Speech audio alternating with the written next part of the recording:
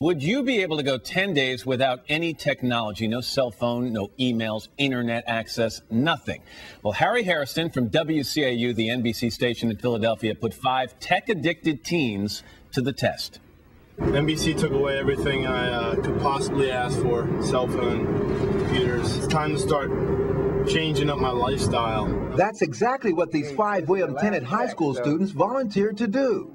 We took their cell phones and sent them out into the world, techless. No texting, no computers, and no iPods for 10 days. Will, you say, how many texts do you do? 17,500 a month. Almost immediately, there were withdrawal symptoms and confusion. I couldn't figure out what the time said on the regular clock. I was there for like 20 minutes trying to figure out the time. Alex, who usually gets his news online, struggled with the newspaper.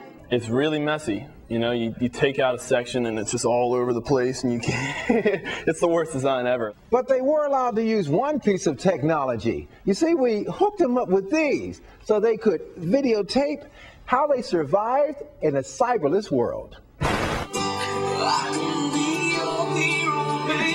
The techless teens focused on new talents and rediscovered old ones. Much to my surprise and pleasure, they had done all of their homework. And this is my first dinner without my cell phone. David Silver even reconnected with his family. Usually this is David. And this is me screaming at him, "Put that away!" Now they have their cell phones back, but with a better understanding of what they can accomplish without them. Everyone out there, you should try this experiment for at least 10 days because it will change you, definitely. For today, Harry Hairston, NBC News, Philadelphia. And David, who you just met a second ago, is with us, along with his mother, Rhonda. Michelle Callahan is a psychologist and the author of Ms. Type. Good morning to all of you. Nice to see you. You don't look worse for wear and tear. A scale of 1 to 10, how hard was this? Actually, it was probably like a 3. That's not very that bad. Surprisingly. What was the most difficult part? What was the worst part of feeling disconnected? It was when you're sitting at home, and usually at night when you have nothing to do, and I would sit on my phone on the computer and just like talk to all my friends. I had to figure something to do with my time now. And what did you figure to do with your time? Math homework. Yeah. Went to the gym and watched TV. So you got a little of everything in. A lot of people would say, look, you get rid of the technology, David, you're going to bring a certain sense of peace to your life. I guess the other side of the coin, though, is if you feel like a fish out of water without this stuff, it could add chaos to your life. Chaos, yeah, a little bit. I mean, just because you don't know what to do, so you're freaking out sometimes. All right, Rhonda, let me get to you. Your son said in the past he sent about 14,000 text messages per month. I think there might be some parents sitting home right now saying, how did you let him get to that point? I mean, did you worry about that? Did you ever try to set limits? I couldn't find him. He wasn't with me. That was the whole problem. All of those hours spending texting, he could have been with the family. Not the whole time, but basically just chit-chatting the way that he used to. And I kind of miss David.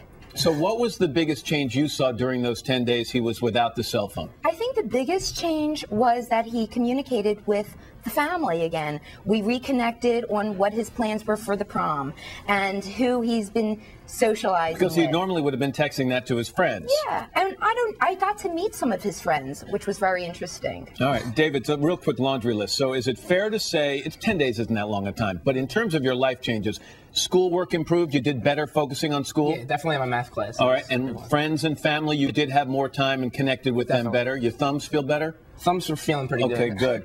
Let me bring you in here, Michelle. What do we do here? What's the message for parents? What's the takeaway? This story is such a perfect example of how when you put limits on how much technology your kids are allowed to use and the amount of time they spend on it, it has a huge positive effect on the family and in the child's life. But you say limits. This is cold turkey. And so where do you find the appropriate limits? I think it's just a matter of managing the amount of time, making sure your kids get home and do their homework first. Make sure they're spending time with the family. There should be hours or times when you're doing certain things that are just family time. Maybe it's dinner. Maybe if it's you go out for a certain activity, you say, look, you can text in the car, but when we get there, put your phone away, not spending hours and hours on the internet, picking certain things that the family's going to do together and saying, no tech while we do this. So, Rhonda, now that you've had this experience and David's had this experience, will you try, I guess it's hard to put the horse back in the barn, but will you try to now impose some limits?